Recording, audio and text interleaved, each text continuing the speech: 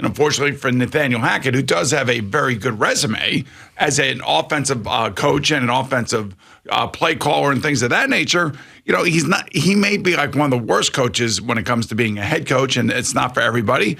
And by the way, he was also handed a very difficult situation with a quarterback that had signed a massive extension that, he had never met before, never been around before, I don't think. Yeah, but that quarterback also played the worst football of his life, and things got a lot better, as you told me, when the interim head coach got in there, because he changed almost everything that they were doing as far as preparation, and they actually looked like they had a pulse the last couple of weeks of the season. Well, what he did is he reconfigured the way the coaches were going to coach the game. The quarterback coach was going to be on the field. The offensive coordinator was going to be up in the booth. That was a flip. And they also put pads on in practice. Now, they can only put pads on in practice so many times during the year, believe it or not.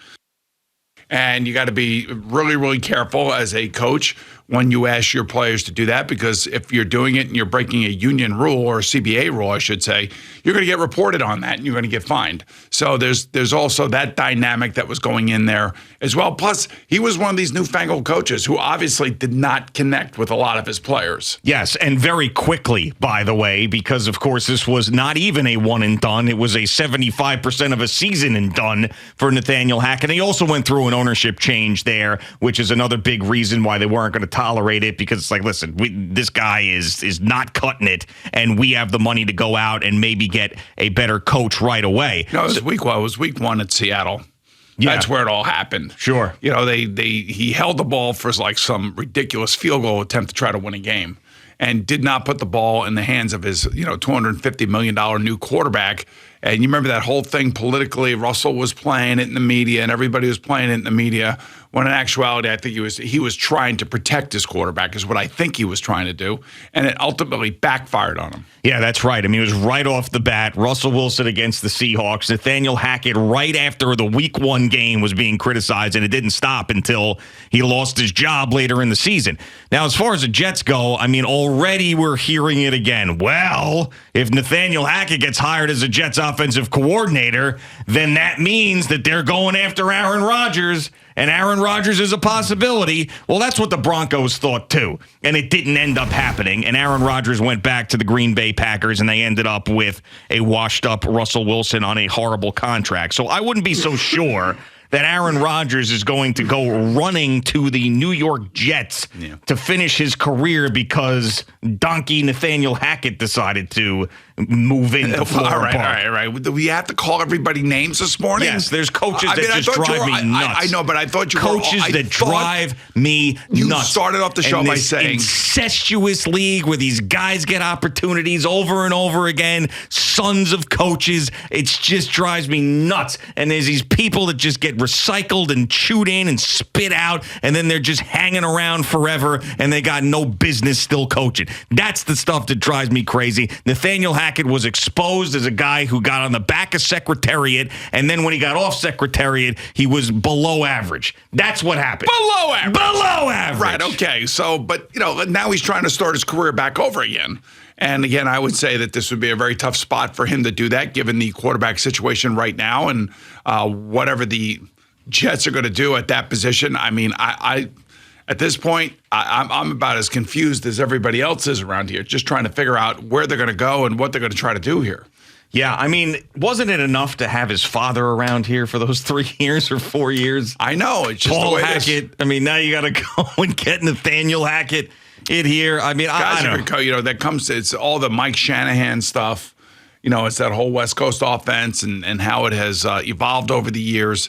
I think there's a comfort level for Rob Saleh, knowing Nathaniel, knowing the background and having connections within that world, that group of people, that group of men that, have turned out to be really good head coaches. Yeah. And so that's where they're plucking from. At least that's where they're looking into. They're not really looking, I don't think, and I don't feel like they're looking outside of that particular kind of lineage of coaches. Yeah, I mean, the longer this goes on, the more I'm sure they're sitting around going, oh, maybe we should have kept Mike LaFleur around a little bit longer, because Darrell Bevell, which was one of the top targets that we had heard of going into this thing rejected a chance to interview for the Jets because he said, no, thank you. No, thank you is right. It's not an easy job. And anybody that steps into that job right now, the realities of the league, and I'm just pointing out what past situations have turned out to be. When you fire a coordinator on either side of the ball, right in the middle of the head coach's, career, like what did he sign, a 5-year deal? Yeah. So we're right in the middle of, of Rob Saleh's career. And you start firing coaches in the middle of that, your chances of overall success moving on down is very slim, very slim. Somebody who may take this job may end up finding themselves blown out of here next year if they get off to a bad start or things start spiraling sideways or going sideways, I should say. Yeah. Now, if you're not going to go get Lamar Jackson and pair him up with an offensive coordinator that fits him perfectly, which is still something I think is a possibility for the Jets, and we'll see how that plays out over the offseason, then I think the best thing that you can do, even though it puts tremendous pressure on Rob Saleh, but he's got tremendous pressure on him anyway going into this season, is bringing in Frank Reich, making him the offensive coordinator and assistant head coach.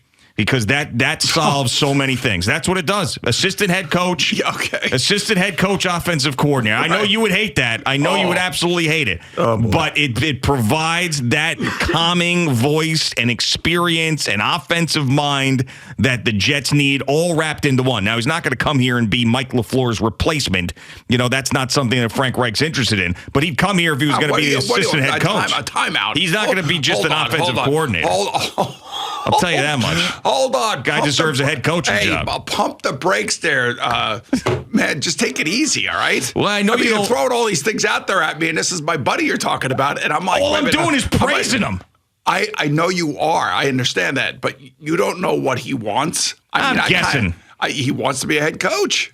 That's what I just said. I said he deserves to be a head coach, but if that opportunity doesn't arise, then the second best thing is to be an assistant head coach with a guy whose head is in the vice right now and go in and try to save the Jets offense. Oh, come on. That's what I would do. Yeah, okay. I'd slip right in there and be like, this guy's an idiot. I'm going to take over next year. They're not going to.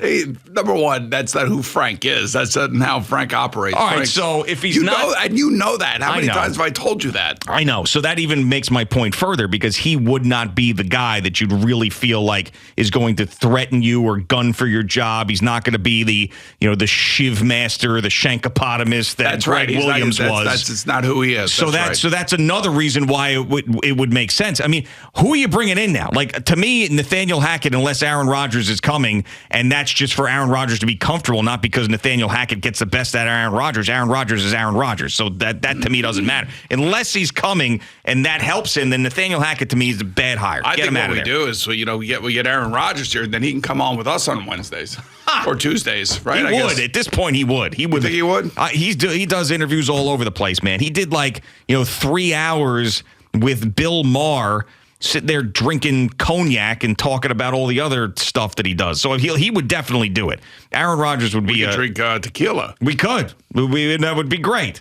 But I still don't think he'd come to the Jets. But anyway, the point is that Nathaniel Hackett, the only reason you would hire Nathaniel Hackett as the offensive coordinator is if it brings Aaron Rodgers, and that to me is not a possibility. So where are you going now? Darrell Bevell doesn't want the job. I mean, honestly, who is the guy that's going to be that much better than Mike LaFleur as we sit here now with these candidates? So the thing that really what it comes down to is what kind of contract would the Jets offer somebody, I would imagine. And the thing about it is that most of the guys that would even consider this. Now, by the way, Nathaniel Hackett has more than enough money. He doesn't have to coach this year. Yeah. That's the thing. He should do the whole thing that Cliff Kingsbury's doing. But he's a young guy, and you know what? He probably wants to stay in the league, and he feels like the insecurity that comes along with being a coach in this league is if I get an opportunity, I got to take it because I got to stay in the mix. Yeah. So, he doesn't have to take the job. Just like I was saying, Frank doesn't have to take any job that he doesn't want to right now. Yeah, I mean, for me, I always think that it'd be a good thing to take a year off, like Doug Peterson did, yeah. And waited, and look at what he got. Exactly. And I think that Doug Peterson And Frank Reich, with the history that they have, I'm sure Frank's paying attention to that situation and how it worked out. Look, Frank could probably go get a job with the Philadelphia Eagles and Nick Sirianni, really, really good friends.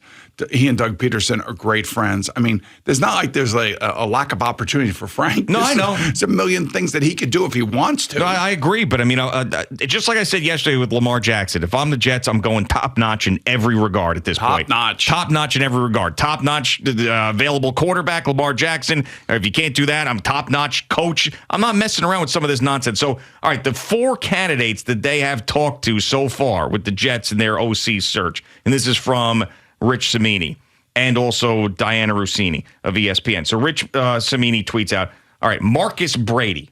You familiar with Marcus Brady? Yeah, Frank had to fire Marcus Brady in Indianapolis this year. All right. That was not, he didn't want to do it, but again, he was pressured to do it. Yeah, so former Colts offensive coordinator Marcus Brady is one of those guys. All right, so Darrell Bevell was on that list, but he turned down the interview. All right? Okay. So that's that.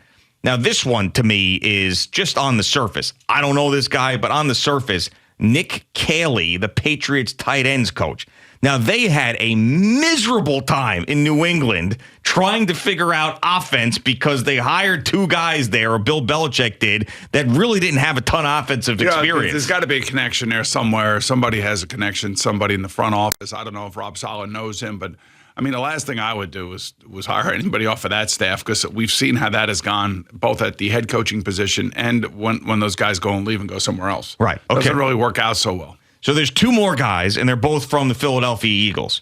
Kevin Patullo, who is the Eagles passing game coordinator. I can already hear it now. Fire Patullo. Get Patullo out of here. Who's this Patullo? I mean, bro, you bring in Patullo? Okay. I mean, freaking, you could Patullo, bro? All right, so that's him. And then Eagles quarterback coach Brian Johnson as well, both guys from the Eagles. So those are the guys that they have spoken to. So basically, the guys that they're talking to about the Eagles, that's Nick Sirianni's offense, that's Frank's offense, that's that's what that is. Sure, and of course, but they also have Jalen Hurts, they also have AJ Brown, they also have Devontae Smith. I mean, it's not like that they don't have guys that are out there running around making plays. Exactly. So, and then of course Nathaniel Hackett on that list as well. So it doesn't really blow you away. Yep. I mean, and you've got several but problems. You have no quarterback here right now. And the question that I would have would be if they were interviewing me for the job, I'd say, okay, who's the quarterback? What are your expectations? They probably don't even know the answer. And the question to them, I would imagine, is what do you think of our quarterback? What do you think of Zach Wilson? Do you think he has something? Do you think you can get it out of him? Do you think he's can be a player in this league? I'm sure those are all the types of questions that are being asked to the prospective OCs here. See, and this is what I think would go on with those answers. So a guy like Darrell Bevell is probably like, no way. All right. I've been an interim head coach. I've been a coordinator for a very long time. I'm not going and pinning my future to Zach Wilson. I could stay right here and be okay. Someone who is a tight ends coach, a quarterback coach, whatever, who wants to work his way up the ladder, make more money, get his name out there, that person is probably like, yeah, I can fix him. I can do it. This is the opportunity I want. Finally, I could be an offensive coordinator. So I think depending on who you're talking to, you're going to get a different answer. Yeah, this was the offensive coordinator Darrell Bevell was for the Seattle Seahawks. And you remember, that whole thing that went down with Russell Wilson and the Super Bowl. Yeah, Marshawn Lynch. Lynch right, and all that crap. And, yep.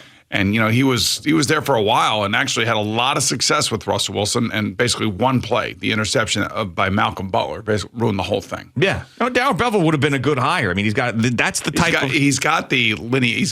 history in the resume. Yes. Right, absolutely, and that's what the Jets need. They need an experienced offensive mind on this staff. So if you're going to replace Mike LaFleur, who had put in this offense and was doing the things that they wanted to do offensively occasionally with quarterbacks that were competent, and replace him with someone else's tight end coach or quarterback coach or passing game coordinator, I don't think you're doing a good enough job. It's got to be a really hard job to fill it with the guy that you want to fill it, simply because I don't know if the guy coming in that is doing the interview would want to coach a quarterback-less team right now.